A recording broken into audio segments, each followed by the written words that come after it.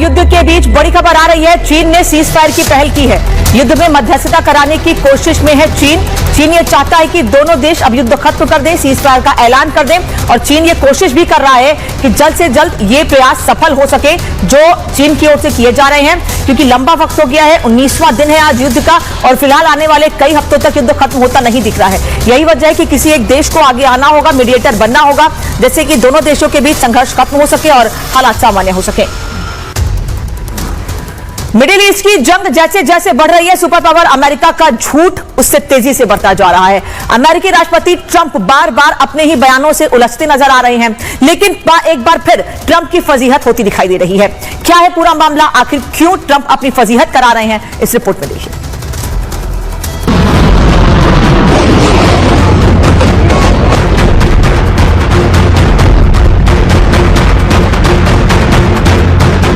Middle east की जंग दिन प्रतिदिन भीषण होती जा रही है। इजराइल और अमेरिका रुकने का नाम नहीं ले रहे हैं, तो वहीं ईरान किसी भी हाल में झुकने का नाम नहीं ले रहा। इस महायुद्ध की आग ने कई देशों को अपनी लपेट में ले रखा है। लेकिन इस जंग में सबसे ज्यादा किसी की फजीहत हो रही है तो वह अमेरिका के राष्ट्रपति डोनाल्ड ट्रंप। इसका सबसे बड़ा कारण है ट्रंप का बड़बोले बोल। युद्ध शुरू होने के अगले दिन ही ट्रंप ने बोला हम युद्ध जीत गए, लेकिन हुआ क्या दुनिया ने देखा। ईरान ने अमेरिका और इजराइल के पसीने छुड़ा दिए।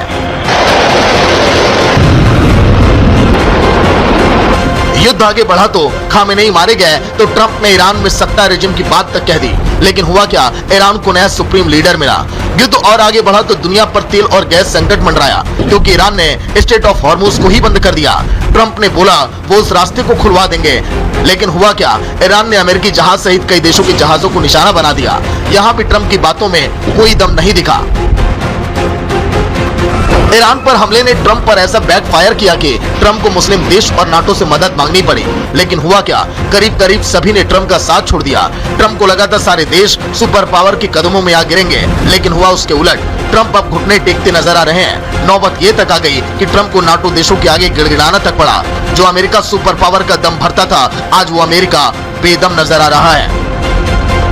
इसका एक उदाहरण और देखिए। अभी कुछ दिन पहले ही दुनिया के सबसे एडवांस एयरक्राफ्ट कैरियर माने जाने वाले यूएसएस गेराल्ड फोर्ड को युद्ध के दौरान नुकसान पहुंचा है, लेकिन अमेरिकी राष्ट्रपति ट्रंप ने इसे सिरे से नकार दिया था। लेकिन अब जो खुलासा खुद वहां के प्रतिष्ठित अखबार द न्यूयॉर्क टाइम्स ने किया, वो ट्रंप की पोल खोलने के लिए काफी है।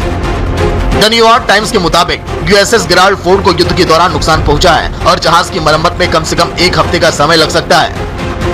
लेकिन सवाल यह है कि अगर जहाज को नुकसान हुआ है तो इसकी जानकारी क्यों छिपाई गई, और क्या ट्रंप प्रशासन ने इस पर गलत बयान दिया।